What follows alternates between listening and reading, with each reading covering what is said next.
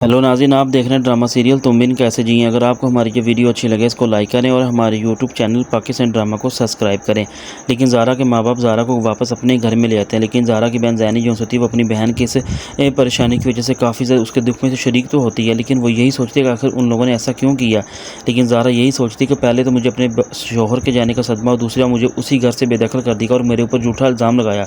लेकिन ज़ारा की माँ अपने घर वालों से कहती है कि किसी के ऊपर झूठा और इतना बुरा इल्ज़ाम लगाने से बेहतर है कि यानी कि आसमानों से भी ज़्यादा, लेकिन उन्होंने मेरी बेटी के साथ ऐसा क्यों किया। लेकिन जो अदील का बाप होता है वो यही बात लेकर काफ़ी सोचता है कि मुझे ऐसा नहीं करना चाहिए जो मुझे किया गया है। लेकिन वो अपनी बेटी से कहता है कि सबसे बड़ा कसूर मुझे है कि ये इस बात का कि मैं सबसे पहले तो अपने बेटे के लिए कुछ नहीं कर सका और ना ही अपनी बेटी ज़ारा के लिए। लेकिन अदील की बहन अपने बाप से कहती है कि आपको इस बारे में अब सोचने का कोई फ़ायदा नहीं। पहली बात तो ये थी कि आपको ऐसा नहीं करना चाहिए था, आपकी किसी भी कीमत पर ज़ारा को इस घर से नहीं निकालना चाहिए था क्योंकि वो इसी घर की इज्जत थी। लेकिन ज़ारा यही सोचती कि आखिर उन लोगों ने मेरे साथ इतना बुरा सलूक क्यों किया और मेरे ऊपर इतना बुरा इल्ज़ाम लगा कर मुझे किस बात का बदला ले रहे हैं। लेकिन जो साद होता है वो ज़ारा से कहता है कि मैं ये समझता हूँ कि सिर्फ तुम बेकसूर हो, बल्कि हर किसी को तुम्हारी वजाहत देने की कोई ज़रूरत नहीं है।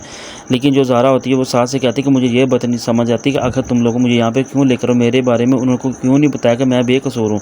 लेकिन जो ज़ारा की माँ होती है वो ज़ारा की इस हालत को देखकर काफ़ी परेशान होती है, बल्कि वो ये सोचती है कि आखिर उन लोगों की एक बार भी ज़बान नहीं लड़खड़ाई मेरी बेटी के बारे में कि आखिर वो कसूरवार है या नहीं कसूरवार। लेकिन मुझे ये नहीं समझ आता उन्होंने मेरी बेटी के साथ ऐसी हालत क्यों की है।